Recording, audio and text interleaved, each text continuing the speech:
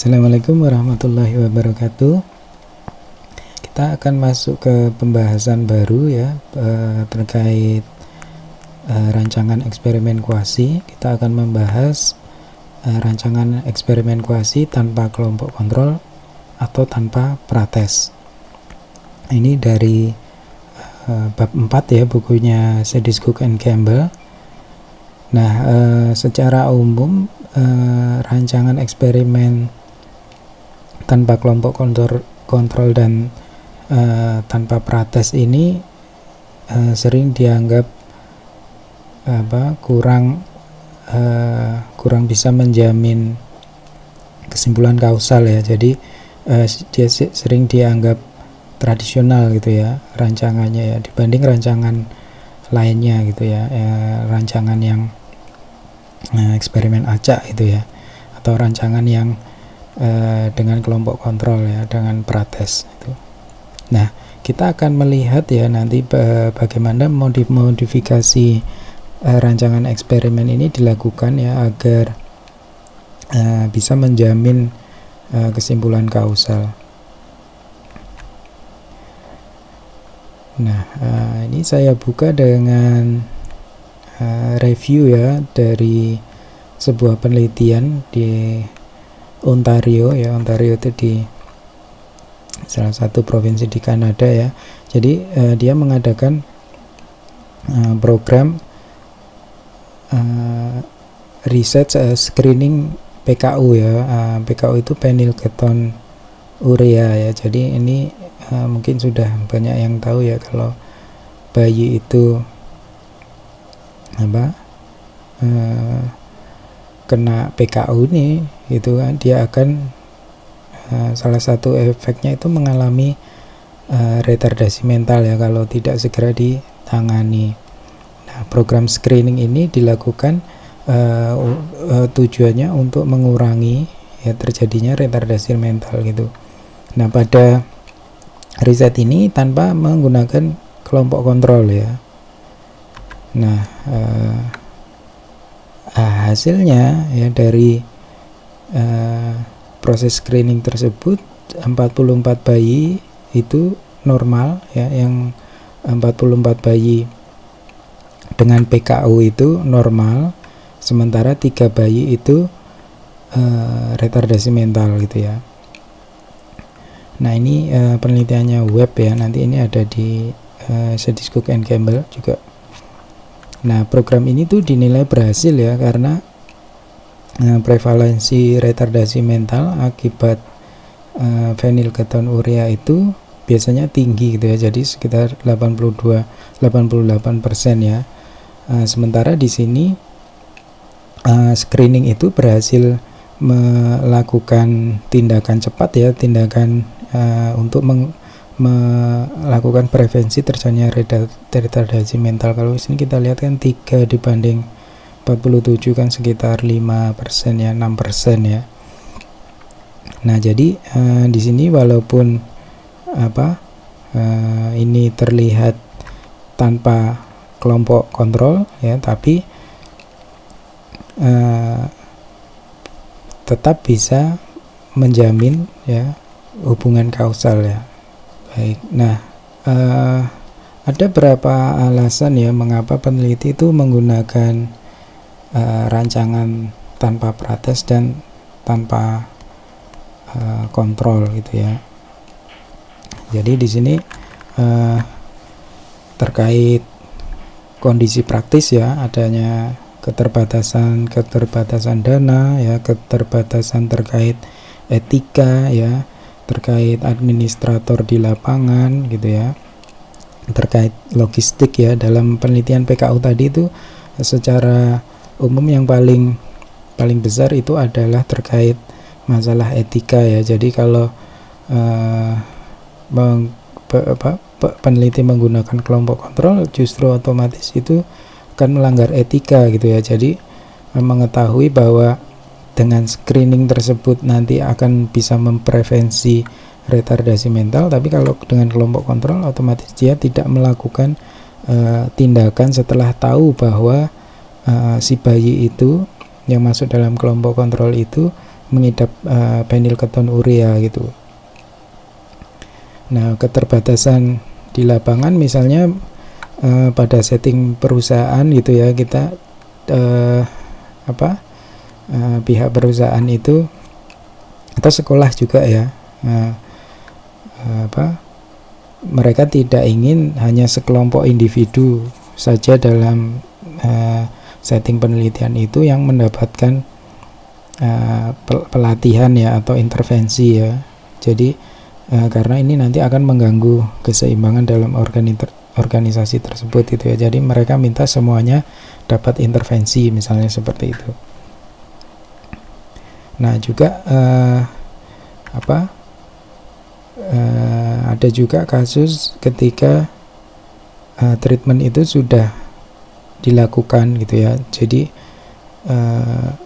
Jadi belum ada seperti misalnya program pemerintah sudah berjalan gitu, terus kita melihat ingin membandingkan efeknya gitu ya.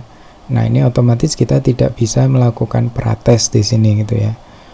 Nah ini sangat sering terjadi seperti itu ya. Nah jadi dengan tanpa prates ini, tanpa group control itu tadi ya, bisa jadi pilihan, justru malah ini pilihan terbaik ya untuk konteks tertentu ya, karena tadi terkait etika misalnya. Nah di sini juga ini terkait tujuan penelitian, jadi dia lebih mengutamakan validitas konstruk dan eksternal ya, jadi dia lebih menomorduakan validitas internal gitu ya. Jadi misalnya eksternal di sini tadi misalnya program pemerintah, otomatis itu program yang besar ya, program yang besar secara nasional, otomatis partisipannya lebih banyak gitu ya, dan dia bisa melakukan generalisasi yang lebih luas gitu ya. Jadi dia menomorduakan tadi validitas internal ya. Ya dia memilih rancangan yang tanpa prates atau tanpa kontrol. Nah kesimpulan kausal ya atau inferensi kausal itu lebih rentan ya dalam eksperimen kuasi ya, atau dibanding eksperimen acak. Jadi eksperimen acak kan lebih mudah secara umum ya menjamin adanya kesimpulan kausal. Kenapa ya? Karena dalam eksperimen acak itu karena kedua kita melakukan randomized assignment, penugasan acak, otomatis kedua kelompok tersebut kondisinya itu setara, dan nanti pengukuran outcome ya, pengukuran di post test itu jika terjadi perbedaan, otomatis itu bukan berasal dari si atribut individu ya, tapi berasal dari intervensi gitu ya. Jadi lebih mudah meyakinkan gitu ya. Nah dalam eksperimen kuasi itu ada beberapa prinsip yang dilakukan untuk menjamin ya hubungan kausal ya. Yang pertama dengan melakukan identifikasi dan mempelajari ya kemungkinan ancaman terhadap validitas internal gitu ya. Nah setelah dapat teridentifikasi ya ancaman-ancaman tersebut ya harus bisa dihindari atau dikontrol gitu ya, paling tidak dikurangi ya gitu. Yang kedua adalah mengutamakan rancangan eksperimen ya, atau primacy of control by design. Nah ini kuasi eksperimen itu bisa mengontrol kondisi eksperimen sehingga hubungan kausal itu bisa lebih kuat dicapai gitu ya. Caranya misalnya dengan menambahkan elemen eksperimen ya, seperti menambah prates ya, kemudian juga menggunakan kontrol statistik juga bisa ya. Jadi untuk menghilangkan pengaruh variabel-variabel ekstraneus ya.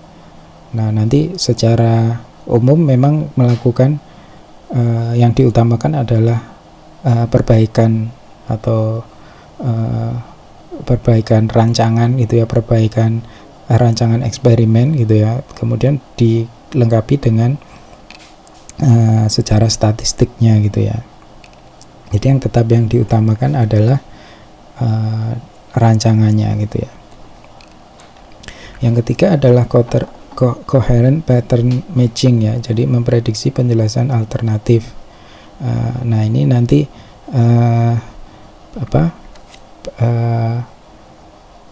jadi kita prediksi tentang adanya beberapa hal ya yang menjelaskan kemungkinan hubungan kausal gitu ya. Jadi semakin kompleks ya pola yang diprediksi itu secara secara tepat, semakin banyak adanya kemungkinan alternatif itu tentang hubungan kausal gitu. Nanti kita bisa melihat polanya gitu ya. Polanya bahwa apakah si treatment atau intervention ini memberikan efek atau tidak. Nah nanti ini ada contohnya ya, mungkin ini agak lebih abstrak di sini ya kalau belum ada contohnya ya. Yang di rancangan dengan non equivalent dependent variable itu nanti kita bisa melihat ya, jadi kita melakukan pengukuran di dua komponen, dua konstruk yang setara gitu ya, yang konstruk A dan konstruk B misalnya. Nah nanti kalau ingin memastikan bahwa treatment itu hanya untuk mengintervensi konstruk A, berarti nanti di pengukuran selanjutnya di post test itu yang berubah itu konstruk A saja gitu ya, konstruk B itu tetap gitu. Nah secara sekilas seperti itu. Nah nanti ada beberapa rancangan di sini ya, ada tanpa kelompok kontrol dan dengan kontrol tanpa prates. Nah nanti kita bagi menjadi 3 video ya, dengan video saat ini pengantar, kemudian nanti ada tanpa kelompok kontrol one group post test only dan one group pretest post test ya, kemudian remove treatment, repeated treatment, dan kemudian nanti video selanjutnya yang dengan kontrol dan tanpa prates gitu. Nah saya pikir itu dulu untuk pengantar. Nah ini silakan dicek juga ya di sumbernya di chapter 4 ya, bukunya Sedis Cook and Campbell. Baik, terima kasih. Assalamualaikum warahmatullahi wabarakatuh.